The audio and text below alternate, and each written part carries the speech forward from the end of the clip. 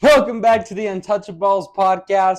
Caden and Leo here. Caden, how you doing today? Doing great. Great double episode day for you guys. It is a fantastic double episode day, and we are talking UFC 309. Madison Square Garden. Johnny Bones Jones. It's going to be electric, Caden. I am excited. Yep. I can't wait. Let's jump right into it, talking about this main card. Of course, the 5 fights on this card, Caden.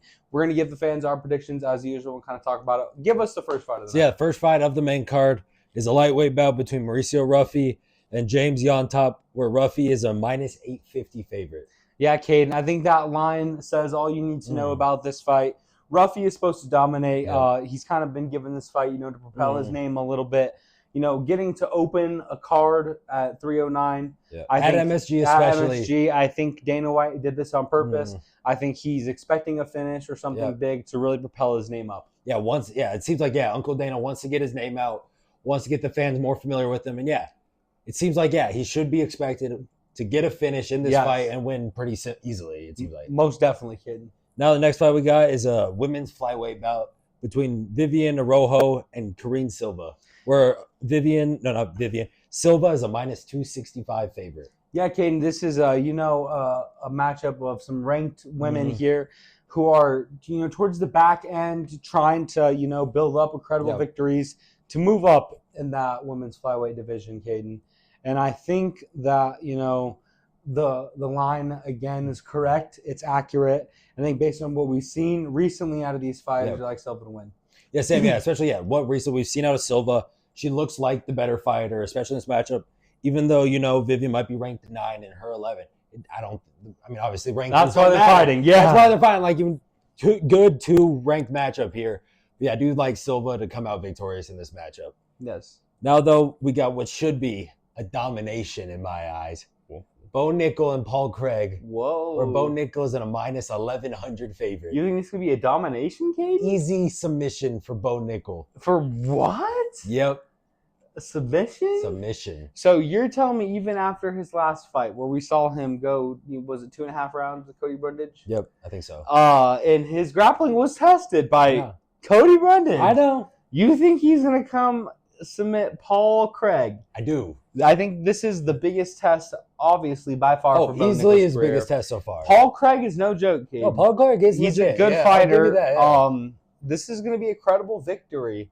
That being said, it's hard to deny Bo Nickel who he is. Obviously, his career at Penn State is wrestling.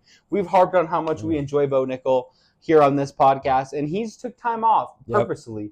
He's done that for a reason. He says he wants to make sure his skills are sharp before he moves his way up, before he starts facing top guys. And I think this is a great fight for him to get really welcomed into that world of upper echelon UFC fighters, and I think he does get a victory. Now I don't think it's going to be as easy as you think it's going to be, Caden, but maybe I'm wrong. Yeah, I'd assume the round props on DraftKings probably at 1.5. I'm gonna take that under. Really? I'm gonna get that Bo Nickel submission, take it in. I think it's gonna be a big night for Bo at MSG. Wow, a lot of support for Bo Nickel. Again, I'm a little skeptical, right? Yep. I'm just gonna have to wait and see. Again, another opportunity for Bo Nickel to continue to propel himself as a household name. Now, though, we got the co-main, which should be an absolute banger. Charles Oliveira, Charlie Olives, Stu Bronx, facing off against Michael Chandler, who got sick of waiting for McGregor. Iron Mike Chandler, Caden, is finally back. Yep. And not only that, he is fighting Charles DuBronx Oliveira, who's debuting some sick shorts, by the way, Caden, in his fighter kit. A lot of cool fighter kits being debuted for this, card specifically. His were, I think, the coolest, up there with John Jones. But I'm torn on this one, Caden. I know. I love Michael Chandler, and I love me some Charlie Olives. That being said, Michael Chandler spent 2 years off waiting for that McGregor fight. In that time, Oliveira has fought some great competition. Oliveira obviously has the most finishes in UFC lightweight history. He's so dangerous on the feet. He's so dangerous on the ground.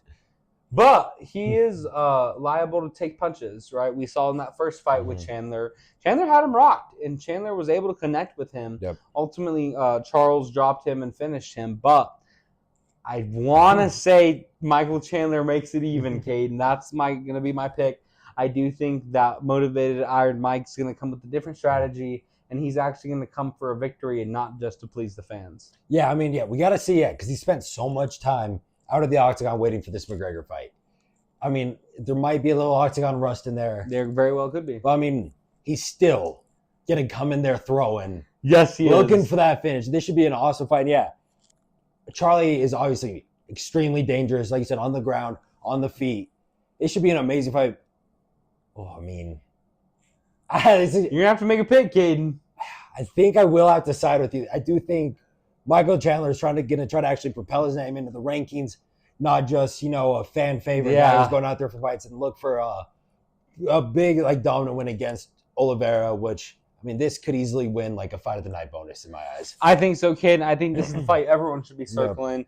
I think this is the closest fight on this main card, and I just cannot wait to see it again. Now, though, the main event of the evening, Johnny Bones Jones against Stipe Miocic for the heavyweight title of the world. Yes! Where John Jones is a minus 650 favorite. Caden, the best title in all of sports, the mecca of combat sports, the heavyweight title is on the line, and I think John Jones is primed to get a huge victory over Stipe Miocic.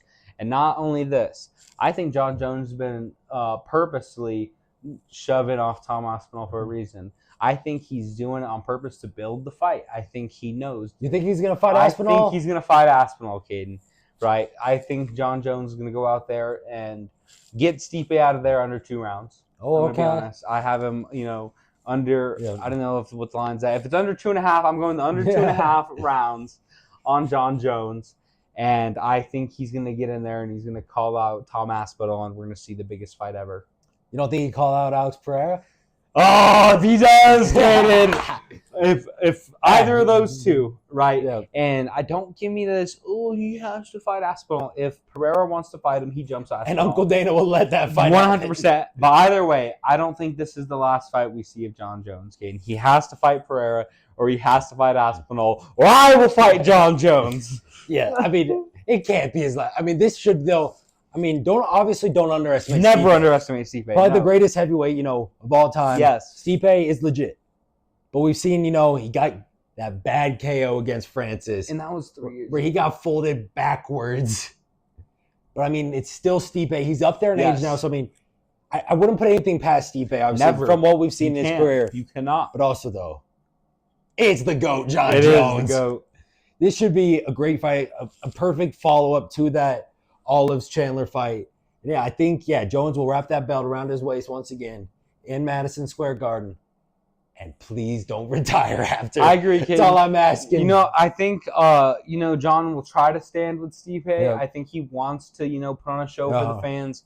But I think if Stipe, is getting the better of those exchanges on the feet, he'll look to use his grappling and do probably something similar to Cyril Gane. So that's my expectation. I think the first round, he feels it out. He tries to throw. Second round, he's going to take him down and choke him out, Caden. Either way, I cannot wait. It's going to be fantastic. Do you have anything else to say? Yeah, it should be obviously a good card. I do think, though, that this fight will go a little longer than 2 rounds. Okay. I could see it maybe a 3rd or 4th round finish for John Jones. All right.